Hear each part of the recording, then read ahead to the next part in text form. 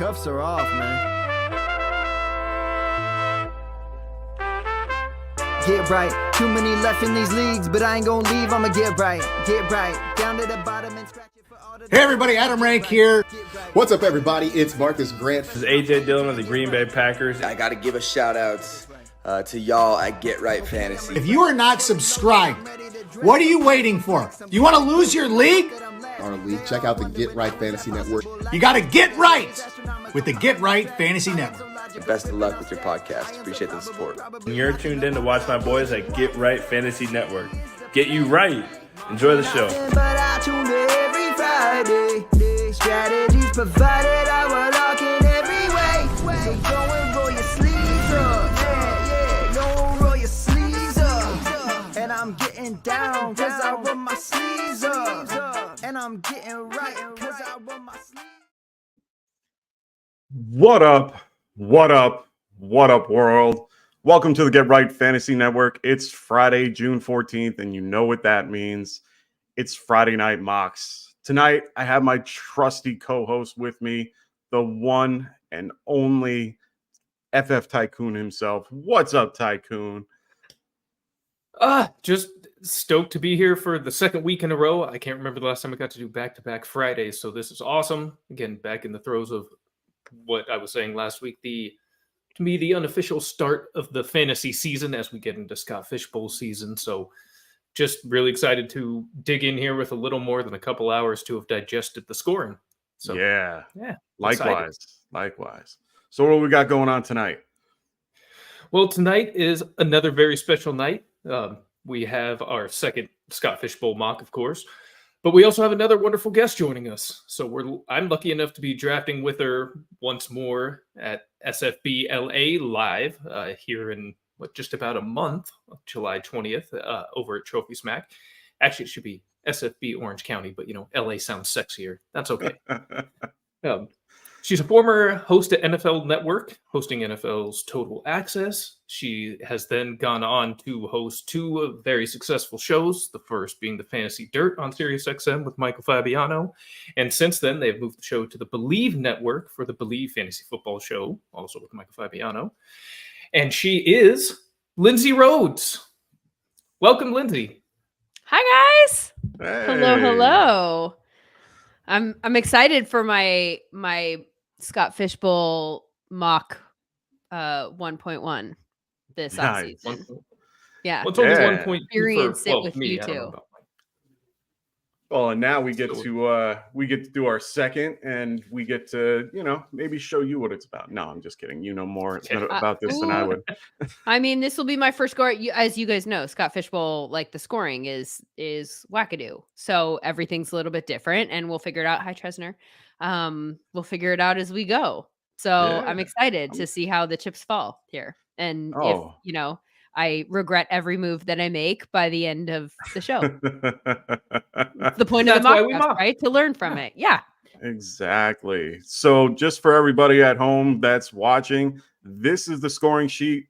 I'm going to leave it up there for a few seconds while I bring up the board and get everybody started. Everybody is anxiously waiting to get this whole thing going. So let me just alert the crew. And we will get this thing started. Woohoo! I love that sound. Right? It's always it's one of my favorite sounds to hear on this thing. So Lindsay, you got to sit this week with Scott Fish himself to be able to go over the scoring a little bit. So after sitting with him for a little bit, what were some of your takeaways after discussing the scoring with Scott? I mean, obviously there is the tight end premium issue that we need to keep in mind. And I think that that's maybe the most notable thing, is that the tight ends, the thing that I keep focusing on here is that how he told us that if this scoring had been in place last year, that there would have been, I am going to do it, that there would have been, we're going to check my focus ability at this point at 8:00 on a Friday night, with a wine in hand, by the way. Hey, enjoy. That there would have been 4 tight ends in the top 18 scorers. Yeah. with this, current scoring system. That's a lot considering there were only 5 quarterbacks in the top 18. Like that's bonkers. So especially in a super flex, right? Like that, my new favorite word, nerfs the scoring for them quite a bit.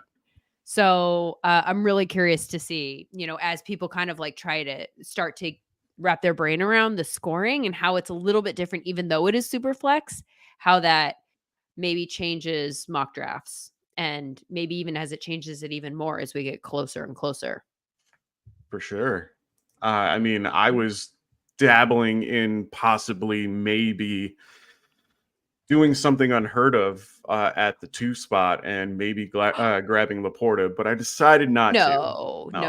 Well, the thing about the tight ends though is that so last year tight end 1 averaged 14.6 points per game, and there were three tight ends or 3 other tight ends that averaged 14 points. So the thing is, even though they score a lot, like there's a cluster of them. So I don't know that you have to go grab Sam Laporta when you can wait and get like a Trey McBride. And I think they'll roughly be in the same ballpark in terms of average scoring and maybe even total scoring. So I think my tight end strategy this year is I probably won't have a ton of Sam Laporta. I'll wait and see, let somebody else rip that Band-Aid off and then kind of watch it.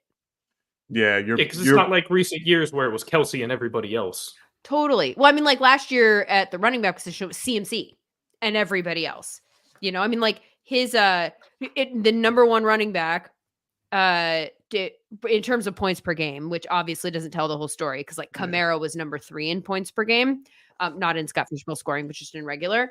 But and we all know he didn't have that great of a season, but like just in terms of average points per game, there was an almost 7-point difference. Oh wow! From CMC to Alvin Kamara at number 3, like that's crazy.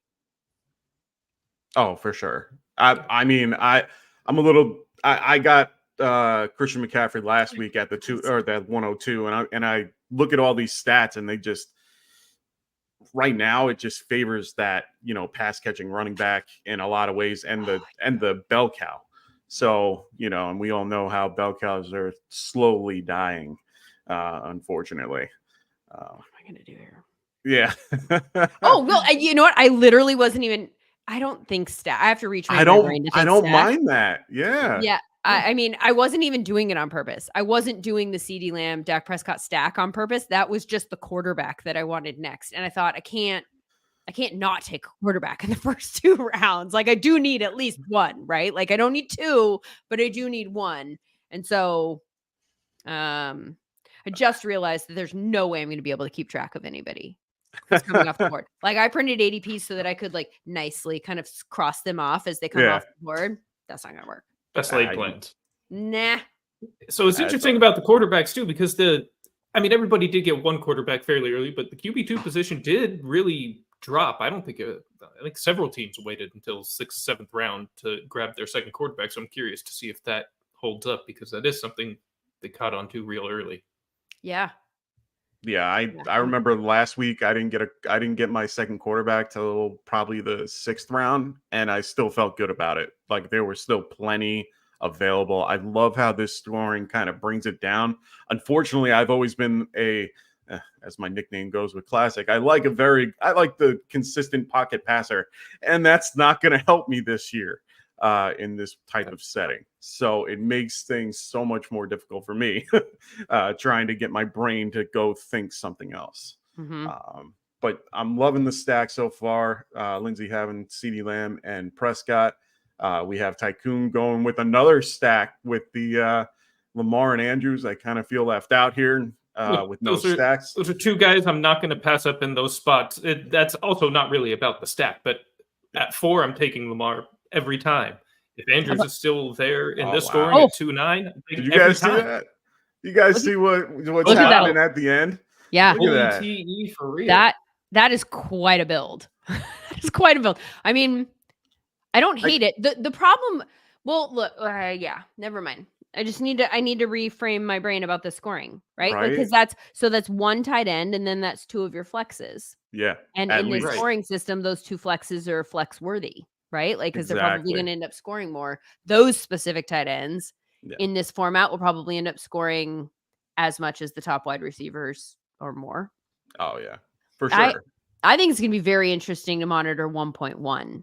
And I know we're going back a long ways there, but CMC or Josh Allen, and I think, and I'm not a huge CMC person this year, and I hate the 1.1. I just hate that one for so many reasons. But I think if I had 1.1 in Scott Fishbowl, I think I would take CMC because of only having to start one running back. I would roll the dice on the injury stuff and just be like, I have one running back who is Yeah. so much better if healthy than everybody else. Yeah, I think was it you? No, it was. I think I was listening to Jeff Manns the other day, and he was talking about Christian McCaffrey and or how everyone's talking him up in general, and just talking about redraft now. But at the end of the day, this is all the same at that point. And he was basically just going on like, oh, you want this 28-year-old running back that's gone, and all he's been up here, I get it too.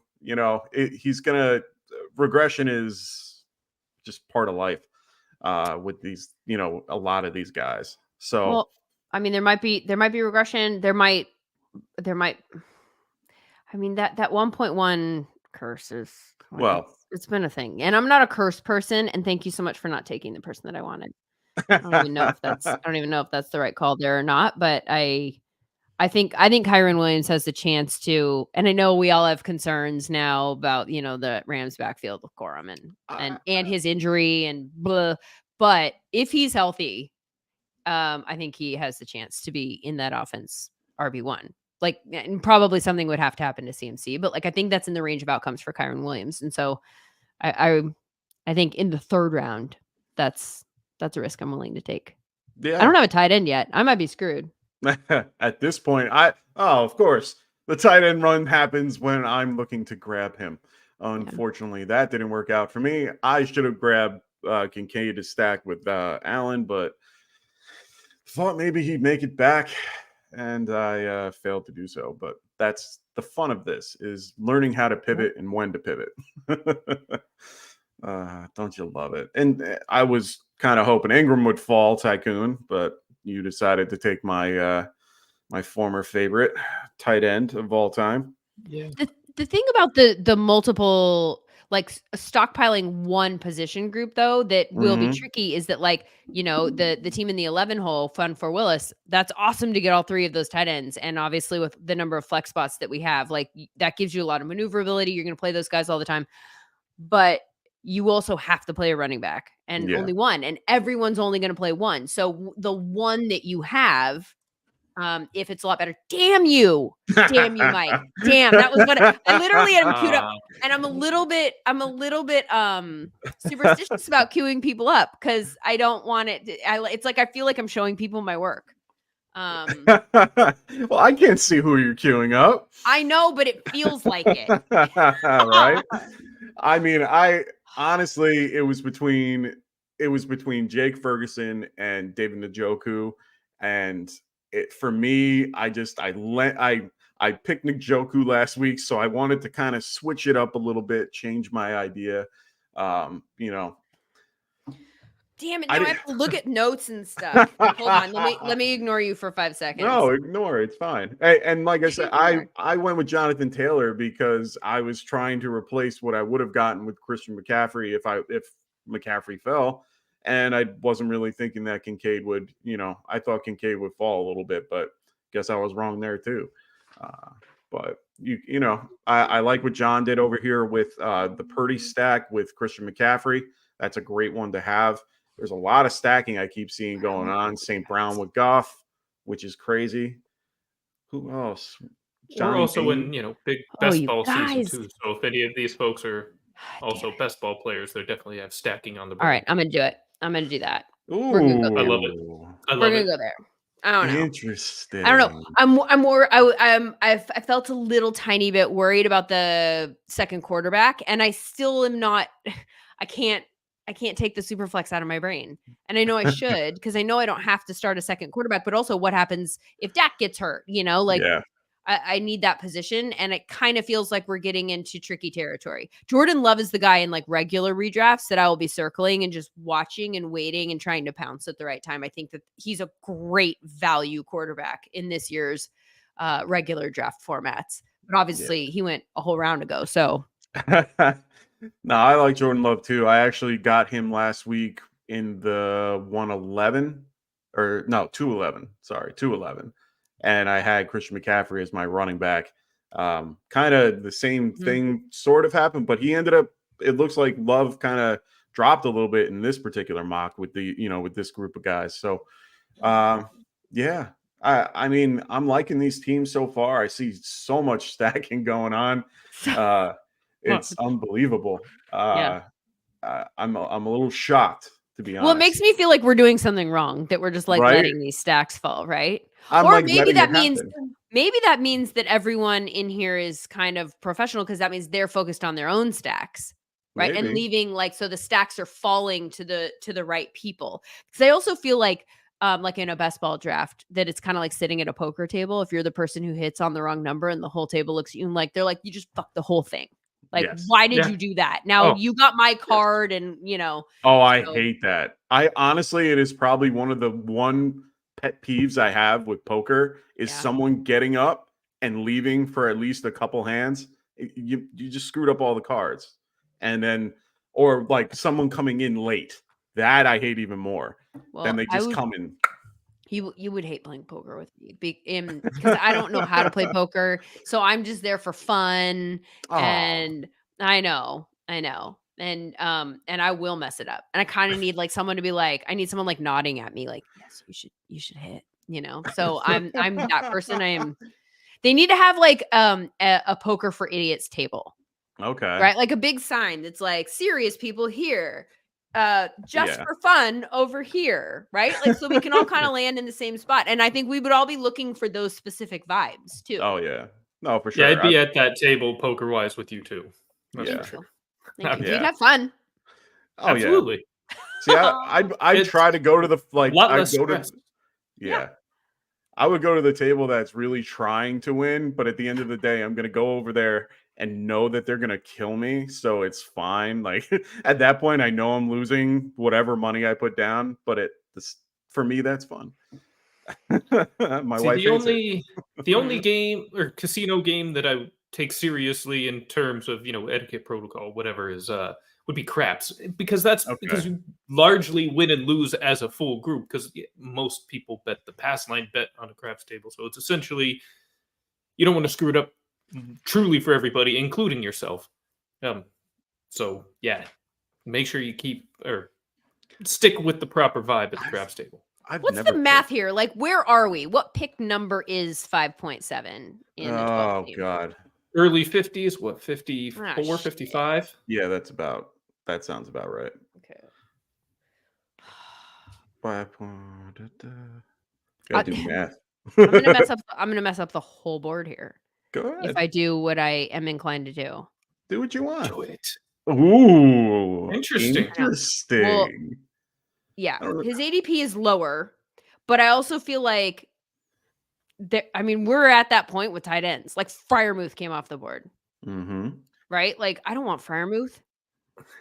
You know But what are I you mean? not Like, concerned about when he'll be able to I'm return? definitely I mean- concerned about that. But at some point, especially late in the season, if I can keep myself in the playoffs and be competitive, then he'll come back, and then I'll That's have true. one of the best tight ends in the NFL.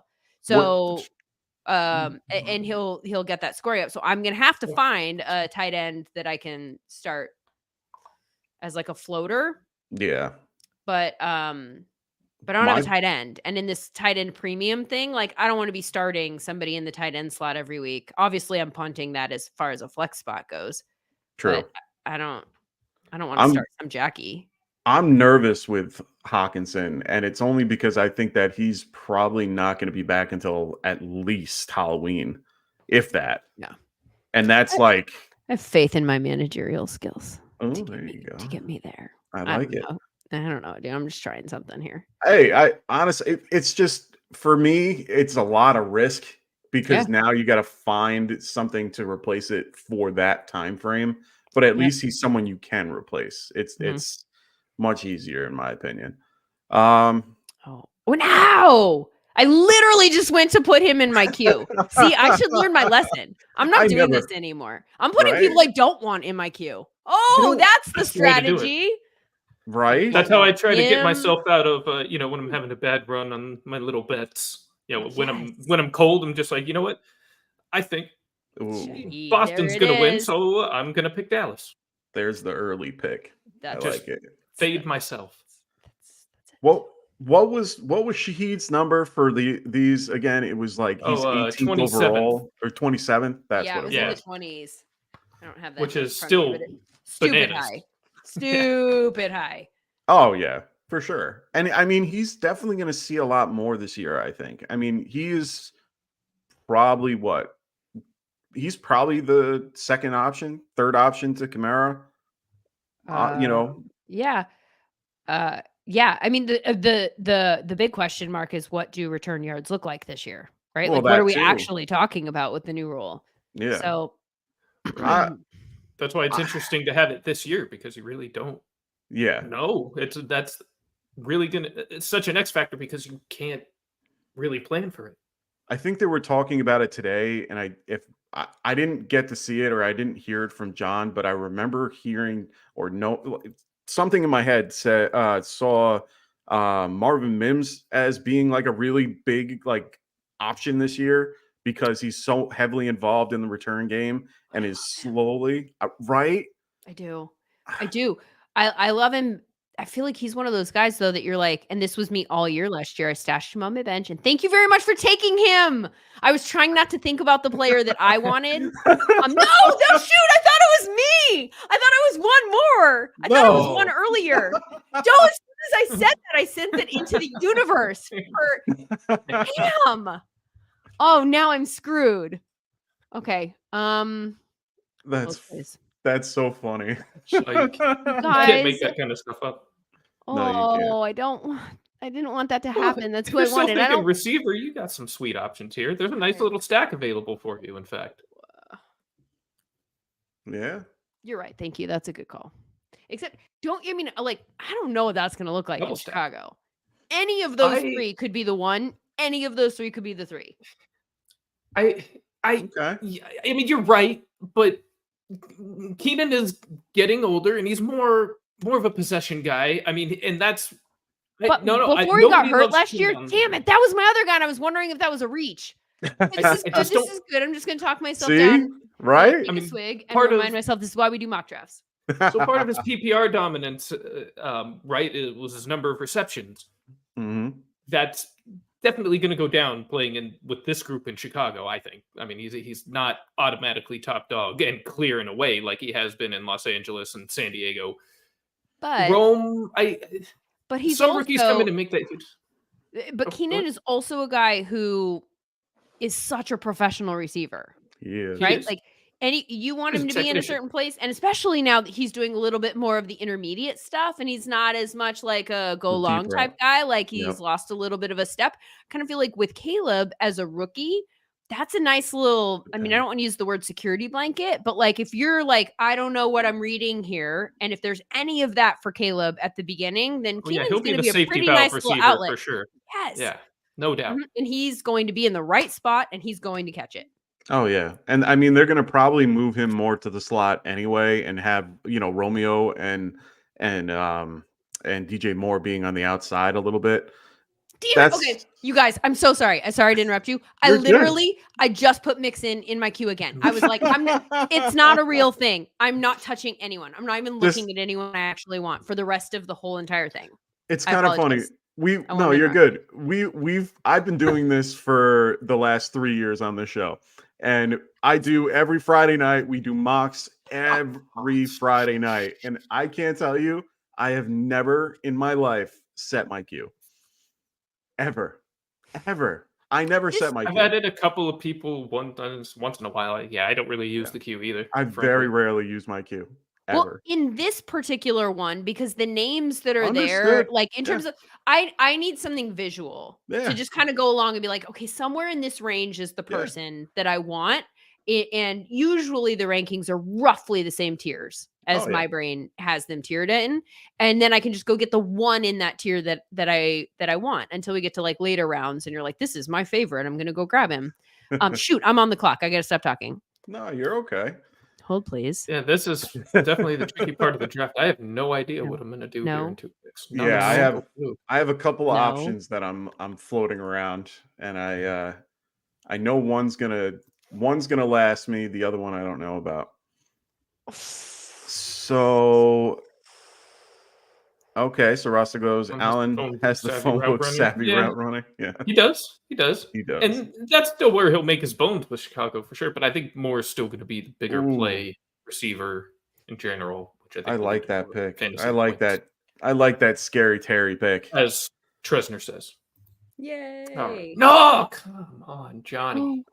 Johnny, you dirty asshole. Oh, That is quite a visual statement. That Yeah, I was know, right? in a very poor sequence of words. That is not the way. I'm sorry, we are not Fabs. We do curse. Well, I mean, I don't know how frequently you guys listen to us, but I do. I listened Fabs to that is like, episode. yeah, and I'm breaking Fabs. I'm breaking him in. He said he accidentally cursed on someone else's podcast recently, and I was like, It's I am a just Keenan fan. oh, come on. Oh, there you go. At least you stuck with your convictions. I like it. well, I'm like sweating, and this is Oh yeah. how am I gonna get these off? Well, you guys are out in Cali where Yeah, it's no. nice and warm. It was I'm out too in warm. I am like all light. You know, I don't know, man. I'm all the way Hi. out to in Long Island. Keep I'm sound not- purity. I can't really have fans on Yeah, blowing me into the neither. microphone, can't have windows open, things like that. So it gets a little stuffy sometimes during showtime. Yeah. Yeah, I definitely hear that. Even the Unfortunately, AC is kind of loud, so I don't like running that. yeah. Oh no, I have to run that. Otherwise, I might die back here. I need my green screen up. I need everything. Oh man, who am I gonna? Oh no, I don't want to do it. I'm gonna do it. Sorry. No, I'm not doing it. I'm not doing it. No. So excited for another year What are of you- live drafting for Scott Fish, Lindsay? Yeah, it's so much fun. I love doing it. I love seeing the group of people. It's a great group of people.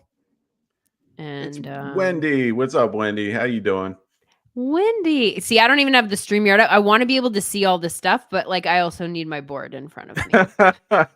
I'm like, this is fun and all, but we're drafting and I have to kick their ass. So we're gonna have to be, Aye. Just kidding. Don't Hi, you Wendy. worry now. I Wendy always is the best. Okay. Oh, I love Wendy. I've only gotten to meeting her recently, and can't wait to meet her at the expo. That I'm excited about. Okay. Christian Kirk was one that I very much liked. I wouldn't Yeah. touch Dave. I just said David. Derek I wouldn't touch Derek Carr. Well, didn't you used to work with David Carr? I Is did. that I exactly? did. Yeah, exactly. Yeah, he's I- amazing. He's I love amazing. Derek. Oh, Um, I love David Carr. he's a very His brother, not he's so a much. really good dude. No, his brother's great. It's No, just his in brother's fantasy, right? Like we think of Right, people in fantasy prisms, and he's not that quarterback. So He's not. I don't need him except for depth.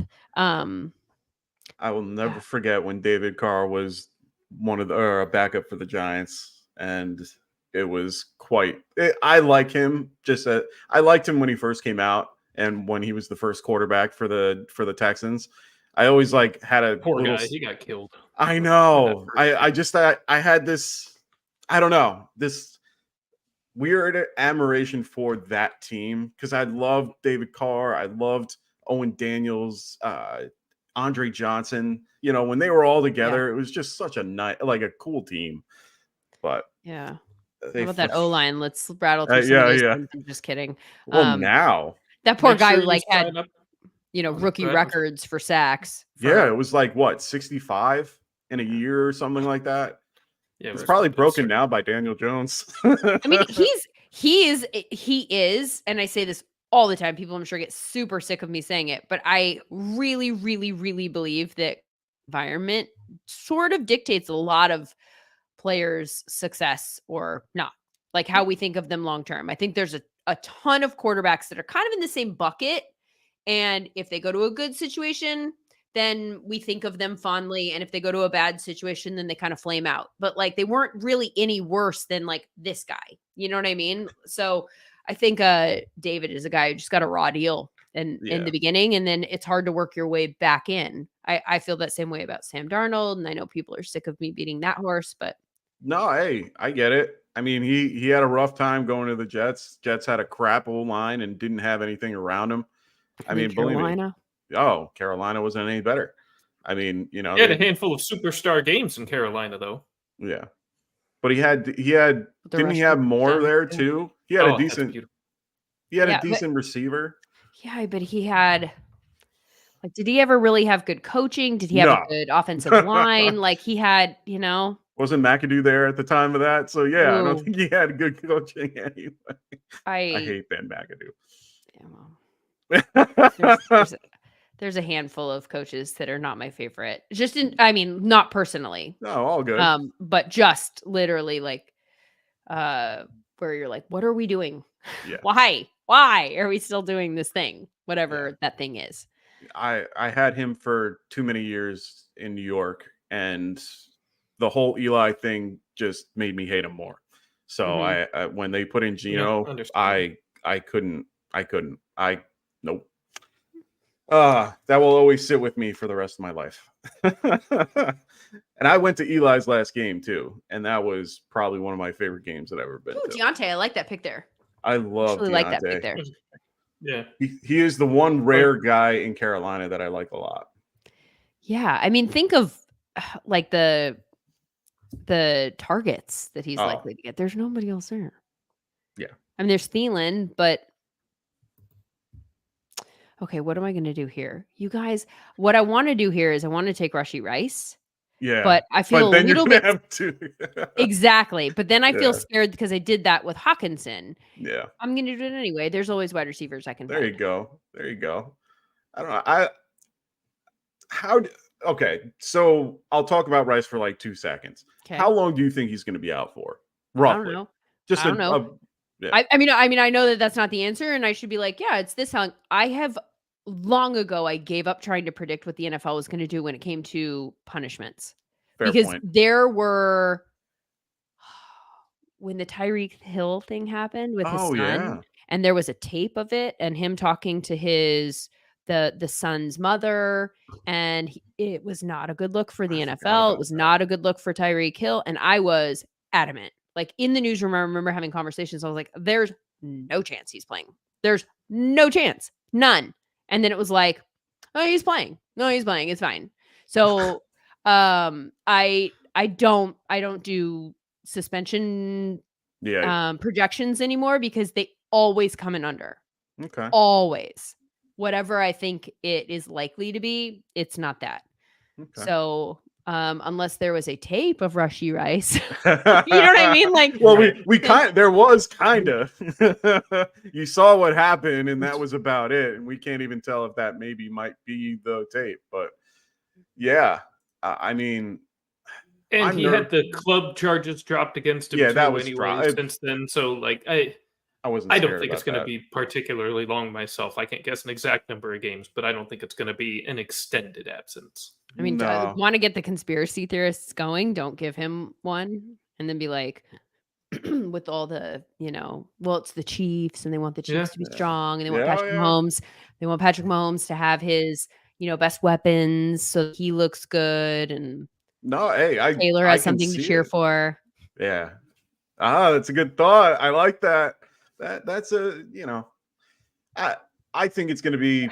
I mean, I think last time I listened to Drew Davenport, he said something around the lines of anywhere between 4 to 8 is his best guess. And he's like you. He has no flipping idea what's going to happen. So he's basically going to go, I'm going to go right in between it at 6. But if I even have him for 6 games of this, is it worth it?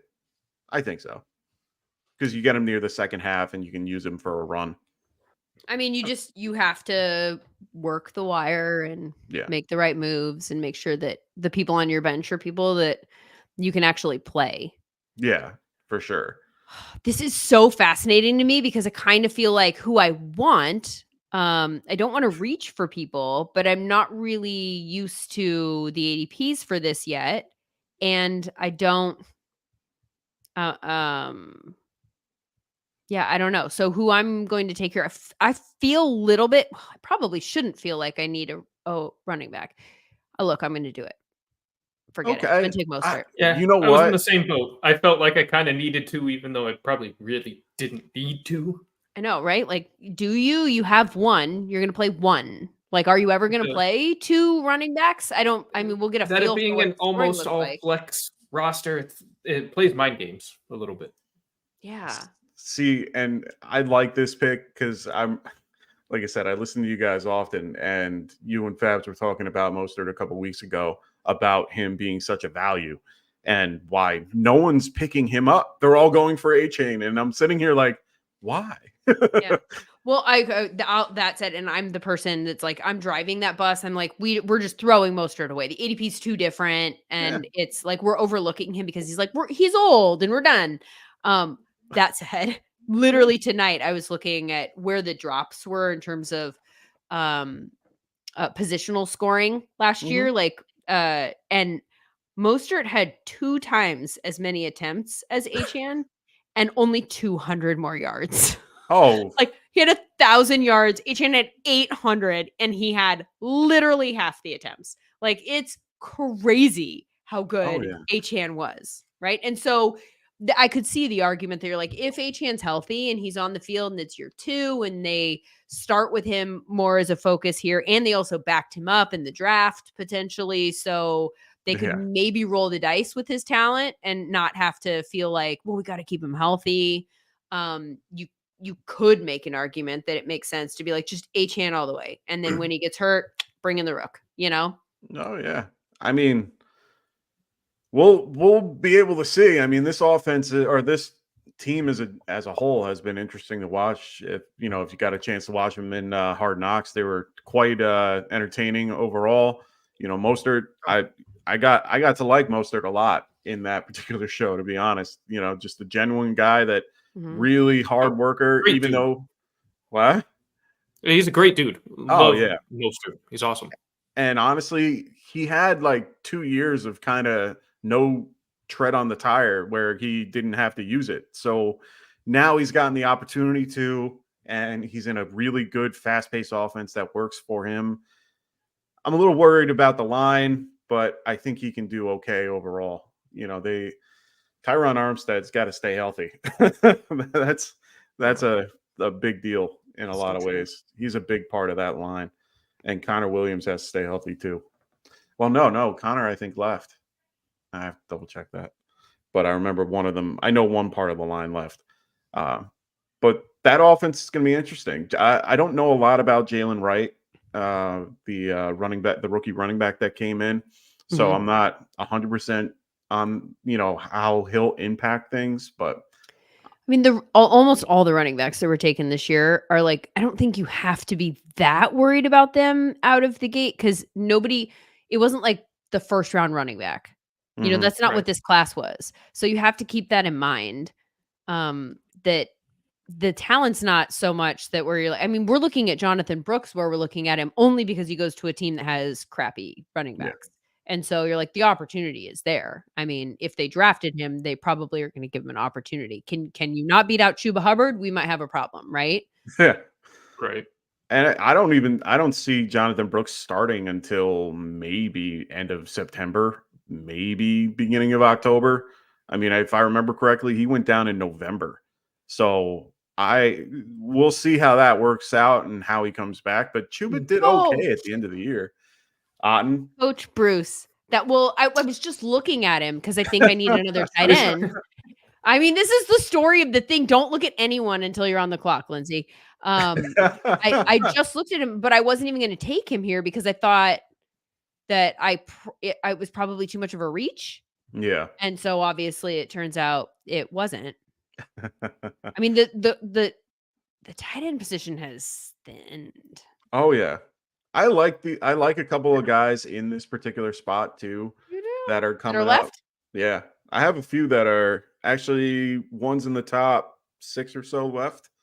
So let me go to all. Yeah, I don't know who that is. It's probably on your ADP list because, again, I'm looking Oh at the no, it's sleeper not. list that. I'm using the sleeper list. I don't go by anything crazy. Oh, all right. I'm just going to get a wide receiver here, There you and I'll go. figure that out next. So That's I I have picked like Brian Robinson there. I A got lot. Phil wanted to ask you a question, and we were Okay. just talking about Jalen Wright, and he goes, "What's your feeling about Jalen Wright in best ball? The dynasty community is on him, but in this format, how do you see him?"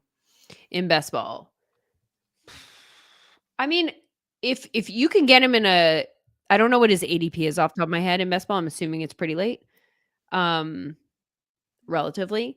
I think that any running back that gets on the field for Miami is going to put up massive numbers. So in best ball, Yes. I think I like him. I actually think I like him a lot, at ADP. Okay. Because you figure it's going to be an all or nothing type situation for him. Yeah. Right. Because the offense is so freaking good at getting players in space and creating space and putting them in motion and taking advantage of their speed. He's a speed guy. And so the question for me is where he is on the depth chart and does he see the field at all? But if he does see the field because someone is hurt in a best ball format where you're getting him late, where you don't need him to necessarily be your every week starter and he's not going to carry you, he could give you a massive spike number. Like, look at the numbers that the running backs put up. Oh, my for And to sure. that point, even if he's third on the depth chart, two guys in front of him historically Yep. don't have a great track record when it comes to injury. Mostert's been able to stay mostly healthy the last couple of years, but throughout most of his career, not really the case. So Yeah. it makes you think the opportunity will present itself at some point. Yeah, I think so. I like him. That's a good question. That one I was hoping to Stall. wait for, but I'm Stall for glad. me. Oh, we will. Is it Chiggy? Who do you like? I don't I don't understand. No, I'll tell you Is who it it is. Sinnott? I'll wait. I'll tell you who it is. Is it One of my likely? favorite guys. It's No. Mike Gesicki. No. Well, maybe. Actually, I like him a lot, but See? it ain't Not Gesicki. No, you know how much I Oh, like crap, I'm Gesicki. No, he Is knows it how much I like. Janu? No, not No. Janu. Not a big fan of Janu. Yeah. Wait, did the guy I was thinking? You guys, I still can't do it. I just can't. It's too much of a reach. I'm gonna have to figure that out later. Can't do it. I have two other thoughts.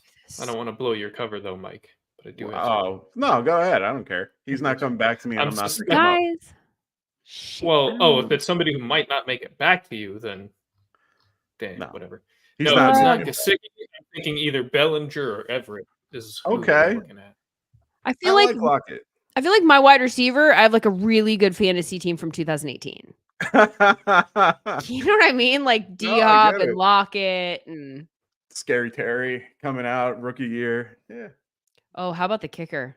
How about the kicker? So So yeah, remember, I keep forgetting about that element. for sleeper, we only you have the designated kicker.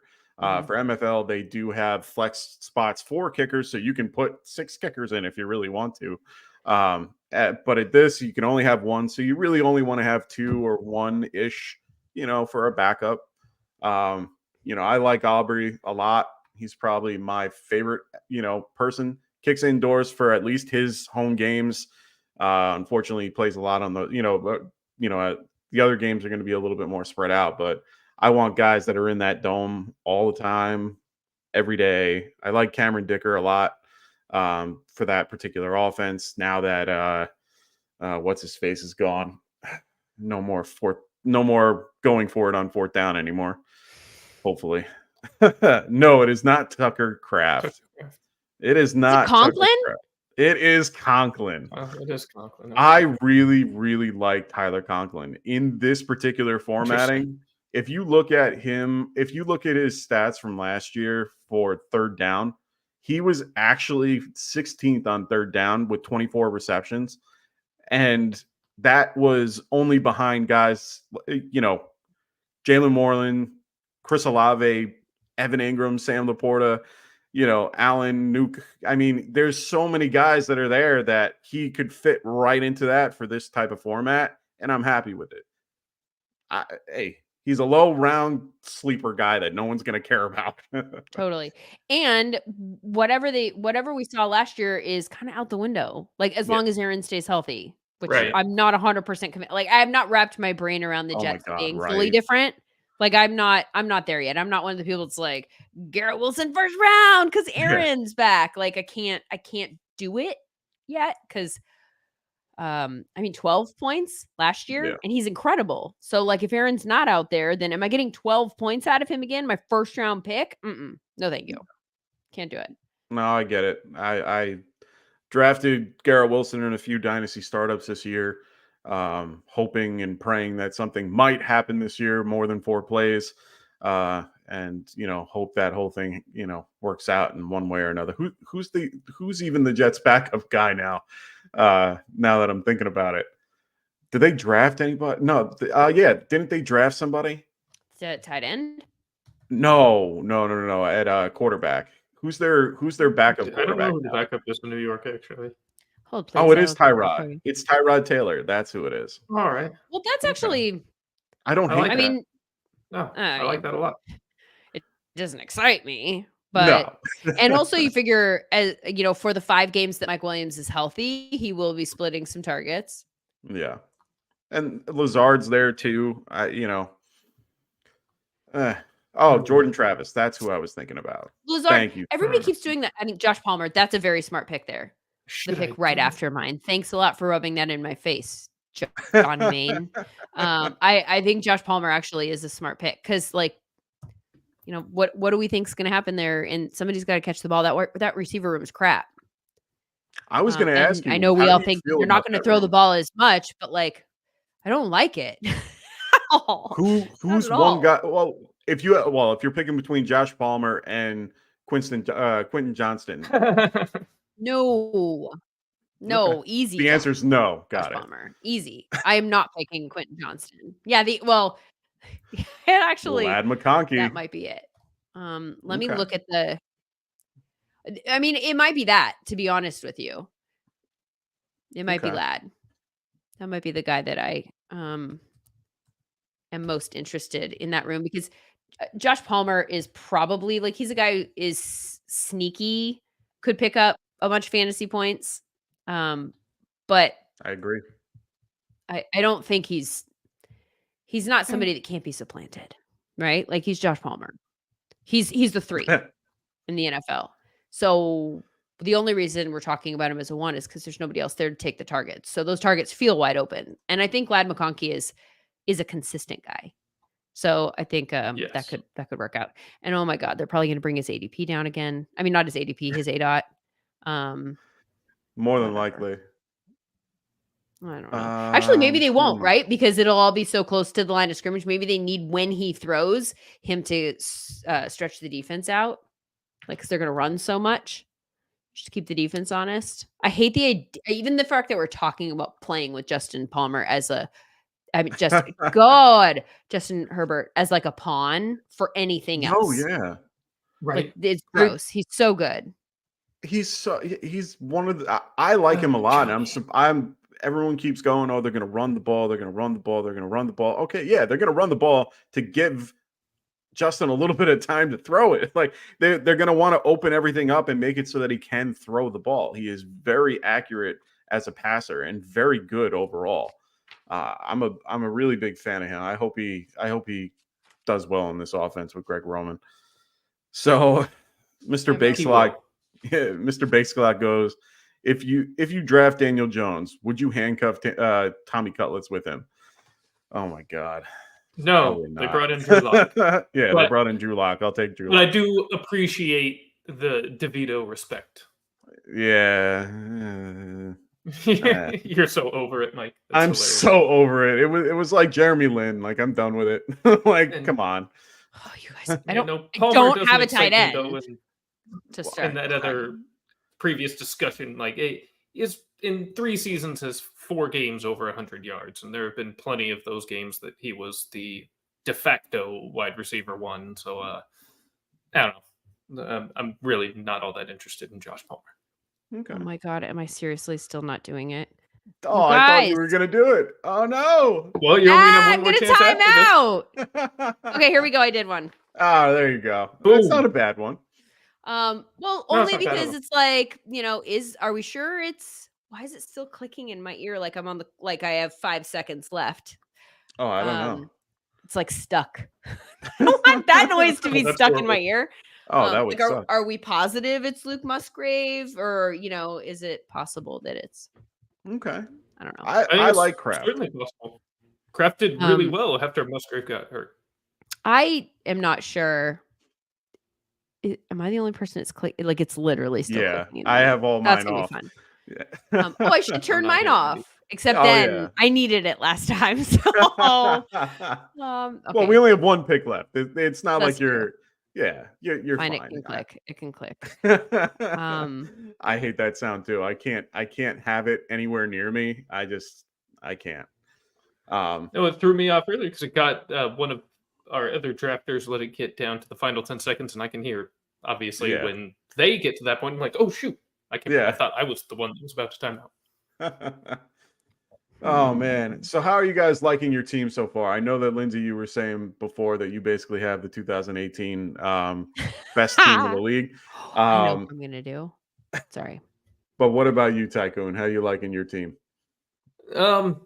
Well, full disclosure, as we were all kind of downplaying Carr, I only took Derek Carr strictly to get the stack with Olave. So I'll be honest there, even though I don't generally hunt for stacks, as you and I might talk about pretty regularly.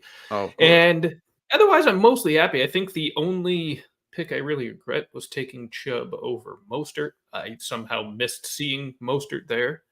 But other than that, I'm relatively happy with my team. Yeah, I wish I had slightly better QB2 and wish I took Mostert over Chubb. But otherwise, I think it's a pretty strong and interesting team. I really like taking 2 tight ends early there. Nice. You know what I'm finding as I look, I'm scanning for my last pick to do something interesting. And I'll probably just totally reach just to make a statement. But I'm finding there's lots of running backs I like in this range. And so, and not necessarily, again, I'm not sure if I've wrapped my brain around, I'm trying not to take all the running backs in this format. But I think there's a lot of really interesting running backs that are still on the board. Maybe just, in terms of thinking about other formats. Yeah. Right. So that's a good Vidal is one that I had in my queue. At this point, I'm like doing it, but that's fine because I was like, I'm just going to queue. There's so many at this point. I was like, anyone I think is interesting, I'm just going to queue them at this point because I don't really care because we only have one pick left. But so looking at who's still on the board, we're here in the 15th round. Chuba Hubbard, should Brooks either not truly be healthy as they get into camp or struggle as he gets up to speed. Ton of value there. Dobbins, kind of a similar thing. If he can be fully healthy amongst that group, he's probably the most talented back in the room. So, for sure. Jalen Wright, we know he's a very possible injury away from getting into a prime role. Let's see. Then there's at least as far as I'm concerned, somebody like Marshawn Lloyd, Damian Pierce still could end up in notable roles. Okay, I'm gonna do the one that I want to happen here, and I would never take him here in a real draft. But oh, nice. No, it's a fair. Actually, that might not be a horrible. I don't even think that's a reach in a way. I mean, you don't think so? We were talking about it before. Marvin Mims is probably one of those sneaky diamond in the rough type guys that could do very well in this type of format. I mean, his efficiency numbers last year were like. I mean, they weren't H-Anish. Nobody was H-Anish. But he when you go look at efficiency numbers, he popped. Like, it wasn't like, oh, he's in this mix. He's like, he pops. And you're like, oh, so this is great. I'm going to stash him on my bench because they're going to see this and they're going to put him on the field. And then they didn't put him on the field. So the one thing that we are looking for, I think, in training camp, for Marvin Mims, I will be looking for notes on his pass protection, whether or not he's improved dramatically, because that's what kept him off the field. So if he can pass protect better, if he has fixed that, then Marvin Mims to the moon, relatively. Marvin Mims to the clouds, But if he hasn't. So those are like there are buzzwords I'm looking for Marvin Mims before I draft him.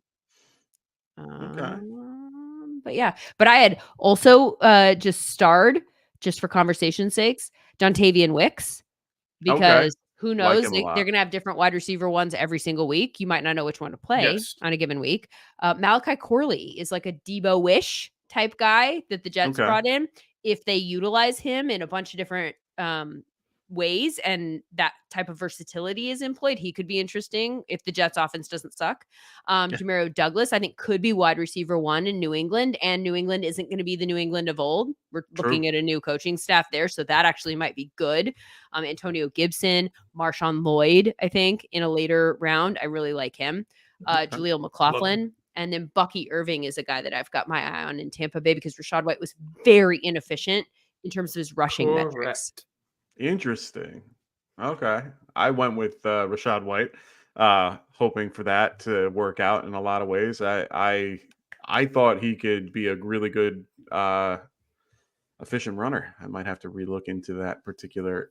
I think Rachaad, I'm not saying that they're taking him off the field. It's just that like when you see somebody who's hugely inefficient, he got his fantasy production was all in the passing game.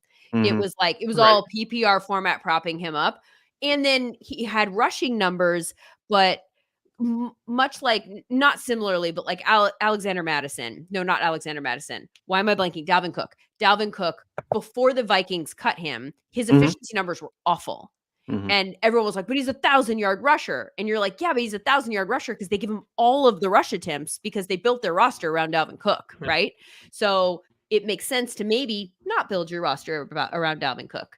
And so you could project that maybe his rush attempts were going to go down or they might move on or something like that. Like that was something that we could see coming with the efficiency numbers. Rachaad White is somebody that's on my radar just in that regard because you have to be able to run the ball to, like that's got to be a priority. And if his efficiency numbers in that metric are not good, then they might think about bringing somebody onto the field who can get those numbers up. Yeah, I mean, I just liked his particular numbers overall last year in PPR. I mean, I don't even see a stat here that shows him lower than 12.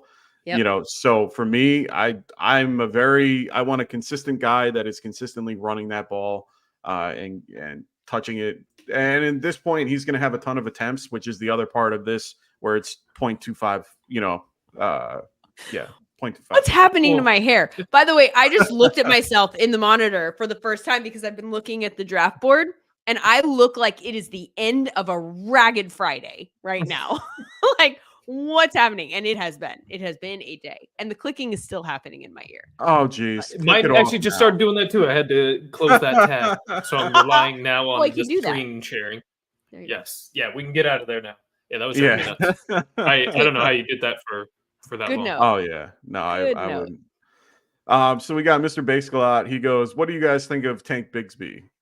He is behind Dearness Johnson forever, or will he be ETN's backup? That's a great question. I mean, I keep hearing that he kind of had a rough year last year, and that's why he was behind Dearness. And they're hoping to get him back up to speed. But what do you think, Linz? I think running back's tricky because if he had a little bit of a shot and they didn't get him on the field, that might be the shot. Like they're seeing him at practice. They know what he brings to the table. When you are, I don't know. I think he's not somebody I want in fantasy. Like in real football, if Etienne goes down, then I think they still thanks. That's how I feel. I feel beautiful right now. If Etienne goes down, then it's every man for himself. Who knows? I don't know how to back up Etienne for fantasy purposes, I guess is the short answer here. I'm not 100% sure.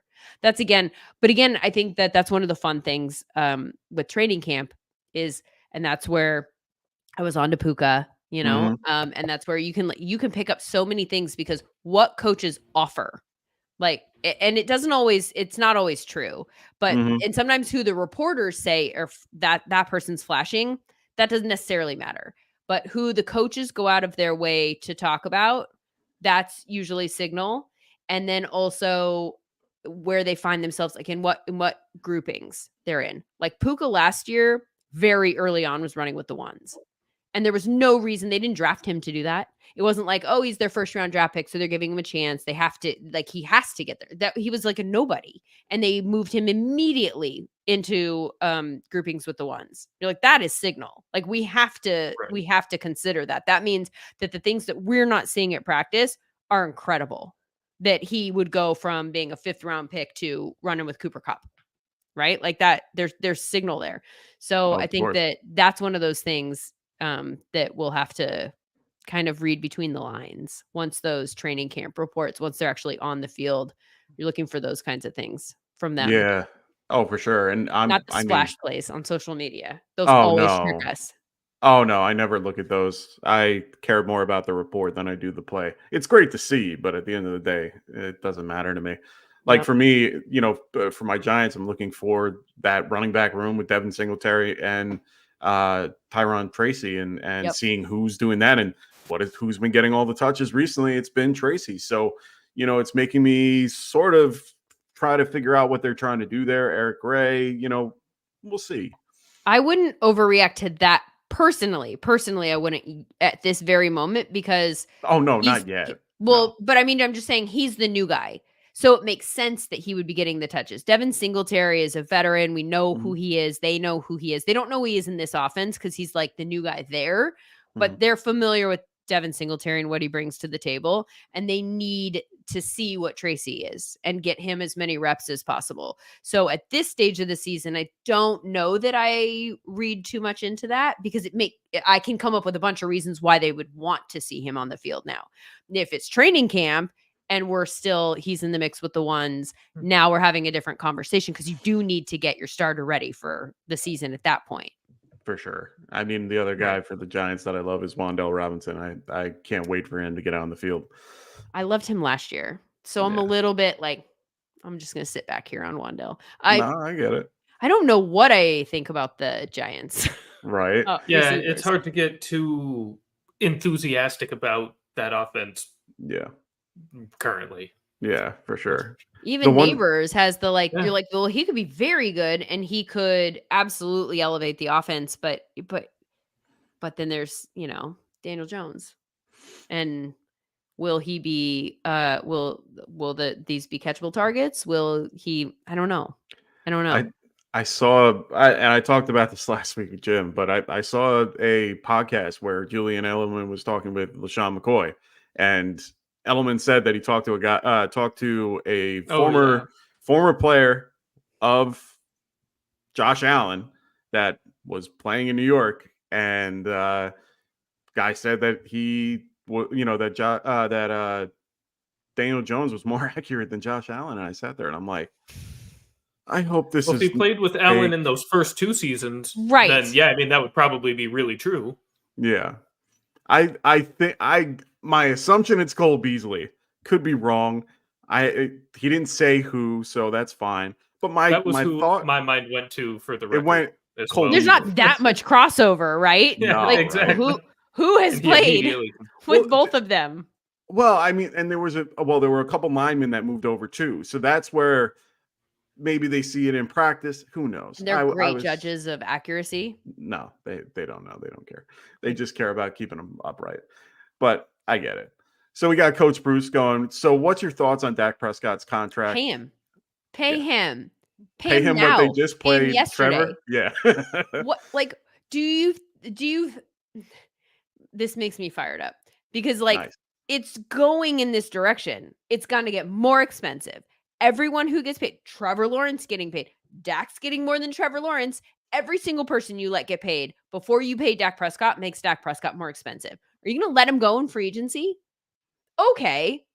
Good luck. Go find a quarterback. How many teams in the league would back than their quarterback?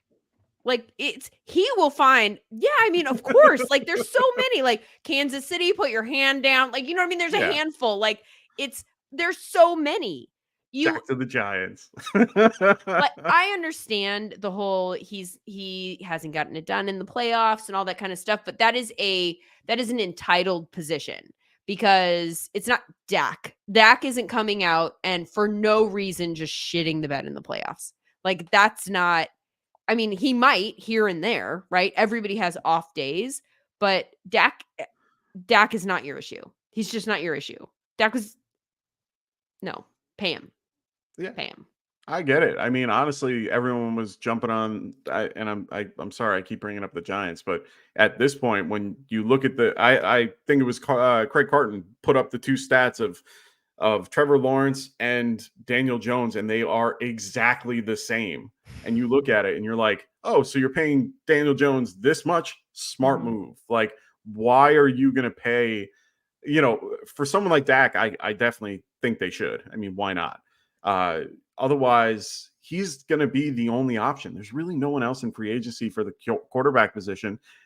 He's got a little bit of leverage. So hopefully they get that done. I suppose you could make an argument that they could somehow make some moves to build up some draft capital so that they could trade up to get a quarterback next year. But like this was the year. Who wants a quarterback next year? Well, that's kind of this was the year with the quarterback depth. Yeah. So if you think that you're going to do that, then you have to be proactive and go make that move now. Go get your young quarterback and let somebody else play Dak and hit the reset button. But also, are we really hitting any kind of reset button? Jerry Jones is how old? He's in his 80s. You want to win a championship. The problem here is that Dak hasn't won a championship. So now you want to win a championship in effectively a rebuild. You want to bring in a brand new quarterback who's a rookie and just roll the dice that's going to be competitive and that's going to hit. Just pay him. Pay him. This is the cost of doing business. He is a quarterback. He is an above average quarterback. That's how it works. Get it done. Would you rather have Dak or Parsons long term? I mean, I think you have to choose the quarterback. I just think it's harder to find the quarterback. And Parsons is a stud. In a perfect world, I would want all three of them, right? You want Parsons, you want CD, you want Dak. But in terms of priorities, this is a quarterback league. And if you don't have a quarterback, you're not going anywhere, period. It doesn't matter what else you have. You have to have a good enough quarterback. Oh, I agree. You don't have to have the best quarterback in the NFL, but you have to have a good enough quarterback. Right. And so, you can, I think it's, do we all agree it's probably easier to find a pass rusher or somebody who's like Micah Parsons. And I don't mean to downgrade his importance or how special he is. It's just, I feel like every year you have different guys that come out that are that, but quarterbacks, I mean, we're talking about Trevor Lawrence was the number 1 overall pick. Yeah. And we're like, I don't know. Did you have to pay him? I mean, I agree. I think they did because I think that it's just, you have a good enough quarterback. And are you going to go back to square one? I don't know that Trevor Lawrence is the problem. There are other problems I could isolate there. Let's fix those other problems and then figure out if Trevor Lawrence is still the problem, right? Let's insert some motion into the offense. Let's get creative. But and I mean, you ended up building around him anyway. You went out and got Brian Thomas. You ended up keeping a couple of key pieces. You brought in Gabe Davis. You have a lot of pieces around him. They at least are doing something about it. Giants too with Daniel Jones. I actually think with the Dallas the Dallas defense is actually going to take a step back this year in general, not just because I'm a Giants fan, but because losing Dan Quinn was probably the worst thing that could have happened to that defense. And I think that's going to be a huge hit for them, even if they have who they have. Yeah, so can we talk from a fantasy standpoint, though? We're all in on CD. We think CD is going to do. CD, I'm all in. Yeah. Well, but I'm just saying the discrepancy between CD and Dak. And I understand that there, to a degree, there's a quarterback. They're in fantasy kind of a dime a dozen. There isn't that much difference. You can wait and get Jordan Love or somebody like that, and he could potentially give you a couple points less per game than Josh Allen, who you have to use a much higher draft pick on. You miss out on people in a different range. CD, if CD is going to do what we think he's going to do, to the point where we're thinking maybe in regular redrafts to take him second overall, then Dak's going to have a pretty good season. Right? I mean, is he he was a good fantasy quarterback last year. And so you could make the argument that he is a value pick for you in fantasy drafts based on that because we're predicting they're going to throw the ball a shit ton to Oh, for CD sure. specifically. And I like him the best at the top tier of the wide receiver. He's probably the best value and the best option at that point. You know, there's a lot of question. I mean, I wouldn't say question marks with JJ and with Justin Jefferson and Tyreek Hill and things like that. But I like what's CeeDee the question Lamb. with Tyreek? I've seen a pattern this last year. He had a great season, very well. But you're starting to see him kind of slow down a smidge, and his off the field stuff is slowly. I know, Yeah. I get it, but it's part of who he is, and it makes it where it becomes a little bit of a problem, and makes him a little bit of a risk. Not to say that he's not good. I have him in my dynasty leagues. Believe me, I'm kind of hoping he has a great year. I feel like there's a possibility if they're both on the board, I would take Tyreek over CD because I'm a big in the same ballpark. I want to know what I'm looking at. I want to kind of understand what my floor and my ceiling are outside of injuries. And for me, Tyreek is, I know exactly who he is as a player. And I know who they are as an offense. I know what they want to do with him. And I know what they've consistently been able to do with him. And so I expect that to continue. We've seen him in an offense with another top wide receiver in Waddle. Still gets it done. Like, check that box. All of the question marks that we've had about him over the last few years, he has answered and been great. And he's still the same Tyreek. So the thing about CD is, for me, who's in that backfield? Does the run game suck? Right? Does that make it easier? Who is the second option in the passing game? Does all of this make it easier to focus in on CD defensively and potentially take him out? I do think that he's going to have mass targets, and we're splitting hairs here at the very top of the wide receiver chart, but I'm just thinking in terms of those two, I might actually put Tyreek ahead of CD. Okay, but I don't know. I don't hate that. I mean, it coverage wise, it definitely works out better for Tyreek overall because you can't defend both, but you can definitely put double coverage on Lamb because Cooks, as much as he's who he is, and I like Cooks overall. I mean, he's a great player, and I admire him through his years, but unfortunately, he isn't that like Waddle. Like he's not that guy.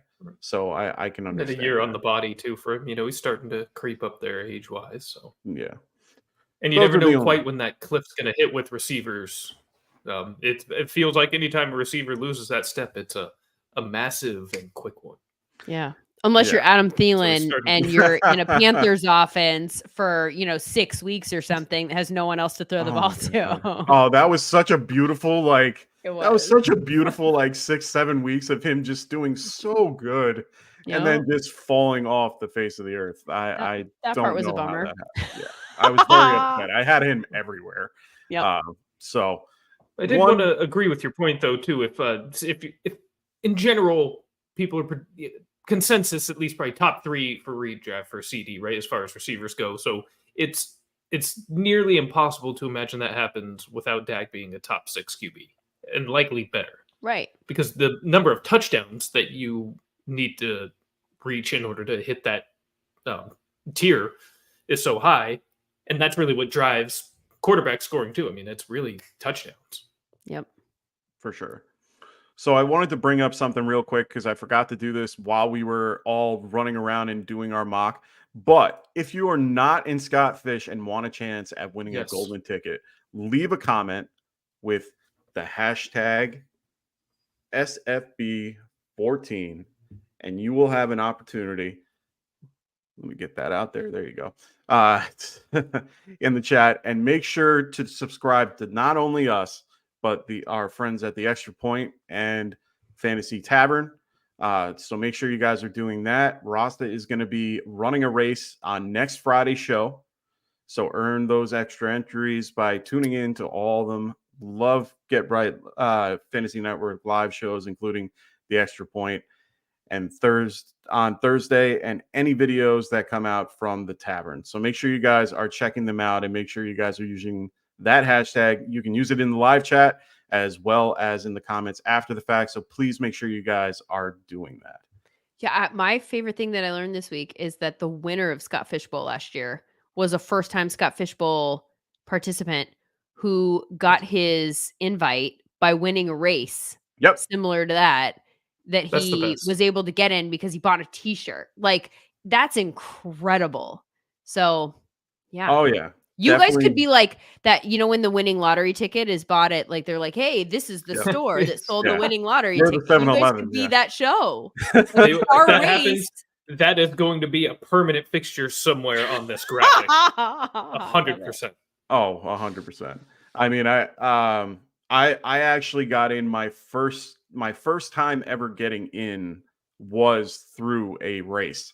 And that's how I actually got in through a race. I won a shirt. So make sure you guys are checking out Scott Fish's the SBF merch. They just came out with hoodies, hats. They now have upgraded. They're going to be coming out with other stuff down the line, as they always do.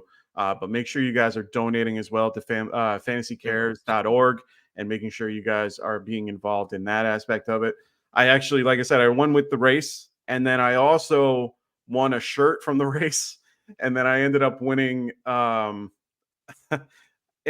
get into New York City Live, and cool. I ended up winning the silent auction there for a spot this year. So I'm going back to You're New a York City. winner. Yeah. Now, how did your actual Scott Fish Bowl team do? You're a winner of all the contests. I won all the contests, but not this. My first year doing it, I did okay. I had a better team the first year I did it. I think it was in the Tokyo division, and I did pretty well. But after that, I've done okay. I had a couple guys fall out of grace, like T. Higgins, and Stevenson didn't really do as what I wanted, and a few other guys fell off, but I won't get into every single guy that I drafted.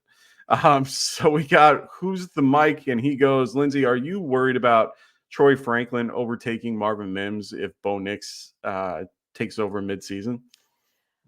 I mean, yeah, I'm worried about all of all of those. I'm not in any way set on Marvin Mims in Denver, because as much as Sean Payton keeps talking about him, and I talked about signal, there's so much signal coming out of Denver about, he has said every step of the, we've got to find a way to get Marvin Mims on the field more. Like, he kept saying that all throughout the season, and then he kept not putting him on the field. So maybe that was something in retrospect, that he was actually sending a message to Marvin Mims, like, you have to get better. Like, I want you on the field, but I can't put you on the field because you do this other thing that you don't think is as much of a priority, but can't get you on the field. So, yeah, it's entirely possible that he gets supplanted by anybody, but I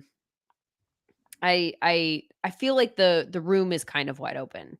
Like, I know Cortland Sutton's been around. Cortland's not a guy who has ever, to me, been like, he's never blown my mind. Right. So I think that's on the table. Like, he, at this moment, you would go, that's the wide receiver one in Denver. But, like, is he a wide receiver one that you could find a better wide receiver one for? Yes. Yeah. So, Tim Patrick, I know, I wanted that to happen last year. I did too. Yeah, but so the whole room, however, I'm not sure that I do make that much of the whole connection in college transferring over there. Sometimes, maybe, I suppose you could say that, but the coaches don't care about that. And they are going to put the best talent in the best positions. And so if they don't think that he's the most talented one to put in that position, it's not going to be like, well, but they have chemistry. Yeah. You know what I mean? Like, you'll develop chemistry with the best talent. This is the NFL. Oh, true. I mean, I think it was 2 years ago with the Chase draft, and how many teams just linked up their wide receiver that they had at one point. I mean, it's hard to think that they're not looking at that aspect now, that they're trying to get, their young, talented guy with a really productive wide receiver that they did well with in college, just so that they have familiarity with them. And is Chase an outlier in that department, though? Right? Like, that you can get Joe. I was going to give him an often are you outlier. getting that elite prospect tier for both positions. I mean, Exactly. that's not Right. Yeah, exactly. Chase is that guy that at the very top of the draft, you're like, this is the wide receiver we want. Troy Franklin is a wide receiver True. Yeah. that Fair that enough. I mean, not like he's not a jag, but I mean, just like in that next tier of wide receivers, he was kind of clustered. He wasn't like that guy that you got to go get at the top. True. Which again, Marvin Mims isn't either. Like I'm not suggesting that, but I'm just saying I'm not necessarily. Yes, to the question that was asked. Yes, Troy Franklin. That is very possible that could happen. I don't know. Fair point. No, I get it, and you're right. And he is just some receiver. He's not at at that elite status. It's not like Neighbors went with the Cincinnati Bengals or something like that. Like it makes sense. Anyway, so we and are to that all. point too. Even with go ahead. I think you could say that about every position in Denver. Frankly, I think at the running back position, the wide receiver position, even at the quarterback position, anything is possible. I got very sad seeing the McLaughlin one, the McLaughlin news. Yeah, I got very upset because I really like Javonte Williams. So I'm a Jaleel. uh, I'm a Jaleel truther. But again, I think partially that's like the Broncos are interesting because I'm somebody who's just always looking at the advanced metrics to see if there's someone we're missing on that like we should get in ahead of. And I know a lot of people in this community are doing the exact same thing, but I feel like Jaleel is one of those guys that kind of pops as like, if you're just pulling up a bunch of different efficiency metrics, those advanced stats, you're like, he's pretty high, should we maybe get him on the field a little bit more? And then, Mims was a guy that did that too. There are a handful of guys there, but also part of the reason that you would read into that more in Denver than in some other places is because there just doesn't seem to be like anyone who's really stepping up and being like, this is my job. You're not allowed. There's no door that's cracked open. All of the doors are cracked open at every position. Ooh, this could be a rough year. I hope it's not. I like Sean Payton. I would like Sean Payton to have some success there. Oh, for sure. I didn't see them doing a lot with the line. They needed to work a lot on that line. That was their probably biggest problem. Well, other than Russ, but so we got Trenzor. He goes, besides Marvin Harrison Jr., what rookies are you guys keeping an eye on with the highest chance of being a big impact player this season? I have mine. Oh, you do? Who's yours? Well, I'm not going to go with Neighbors. That would be low hanging fruit. I'm going to be going with Keaton Coleman. I think he has a really good opportunity with Josh Allen, and he is getting Who into else is standing in his way? Exactly. Curtis Chase, Samuel. Yeah, Chase Claypool. Right? I just see him being in the best possible scenario for him to do really well in that particular offense. I like his style in general, and the way he plays. He was I like just overall his metrics, and I think he can do really well in that offense. Keon was an interesting, and obviously I'm not saying anything that everybody didn't know with the draft, like was very polarizing in terms of the contested catches. And so I'm a little bit scared that he walks into a room where I think he has to be the dude. Because I don't think that there's a dude there. And maybe they don't need a dude because Josh Allen's the dude. And so maybe he just distributes the ball and he gets the ball exactly where it's supposed to be. I don't know if that's his thing. But anyway, but Keon, I'm a little bit scared at like the number of contested catches that there were. Like, can you not create separation? Because you're going to have to do that in the NFL. That has to happen. And if you're the number one and they're going to send their number one corner to you, then what is that going to look like? So I do have some question marks there, but you could very well be right because the opportunity is 100% there for him. Like that room just opened wide up. Yeah. I don't know. I think that I feel like there's a chance that there's a running back that's an impact player that's a random, like it's running back is a position now, I think, where guys can come out of nowhere. And if they get the opportunity, Achane isn't he didn't come out of nowhere exactly, right? But he True. wasn't like a first round guy. No. And if you are given an opportunity, I mean, no one expected him to be as freaking good as he was. Like if he'd stayed healthy, are we talking about him being the running back that we walked away from last year? Like, are we having conversations about him and Bijan? Like, I mean, he blew him away in terms of fantasy production and stats and efficiency metrics and stuff like that. So I think that there's a chance that there's somebody like that just goes to the right situation. And I think running back is also one of those positions I talked about environment mattering for quarterback. I think now we're at a point where that's the case for running back. There's so few running backs that come out that are just like, that's your bell cow.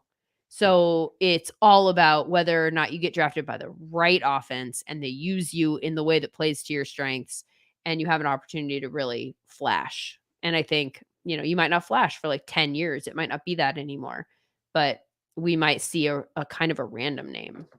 And, I highlighted at the end of the draft some of the names that I have on my radar in that department. So Johnny Green, throw one in there too. Yeah, as he kind of rephrased it better yet, who's more likely to not match up with their ADP, or as I would read it, exceed their ADP. And I think Jaden Daniels, I know he's probably thinking more skill position player than quarterback, but I think Jaden Daniels will be the top 10, possibly top 8 or higher fantasy quarterback his rookie season. I'm incredibly high on him in what should be a very new and improved Washington offense. I'm not the biggest Cliff Kingsbury fan, but I'm choosing to have a little bit of faith that with him being able to focus solely on his coordinator duties and not have to run the show, at least for a year, get back into a nice groove. I mean, Kyler Murray's been a wonderful fantasy quarterback for some time, largely under Cliff. So I have similar hope here for Jaden. I'm curious about just what the offense looks like. Like, does he go back to more of a spread type offense with the wide receivers that he has in Washington? And that would feel like it kind of makes sense to spread them out with Jaden Daniels. You know what I mean? Like, so that you have some lanes for his, I just think it'll be interesting to see what they do. And it could be so different. And they have the 2 tight end set that they could use with Zach Ertz and Ben Sennett. They also have a good run game. I mean, they've been playing catching, and this is back in this. Well, that's the thing. So in mini camp in this offseason, they've been running a lot of 2-back sets and like experimenting with that. So is that just a spring thing where they're Quinn has called it like a passing, I forget the phrase, but like a passing season or something like that. That's what he sees mini camps as. So if it is, then is that why you're putting both of them on the field and getting Eckler involved more as a passer, but not, or is that something that you actually take into training camp? Are you actually going to run some, like put them both on the field at the same time? I just think the whole thing is so fascinating. I don't know exactly what they're going to look like. And then how Jaden Daniels will adapt to reading defenses.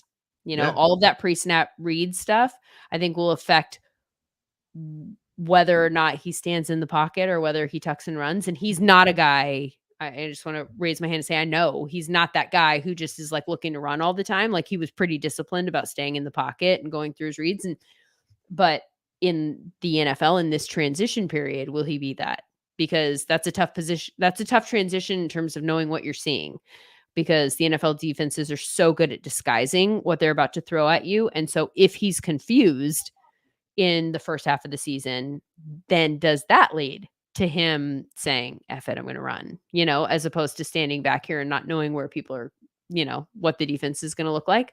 So how good is he in that department and how quickly does he make that transition to the NFL? I think that will affect his fantasy production to a degree because I think you could see a lot less running. He's not a guy who's just like running all the time, For sure. So. I'm excited to see what that offense has to do. And I mean, as overall, it's one of those offenses that we're just kind of hoping and praying it has something, that can really be something fun for the NFC East. I see Terry to like have a quarterback. Oh my God. He needs someone who can throw him a fade ball.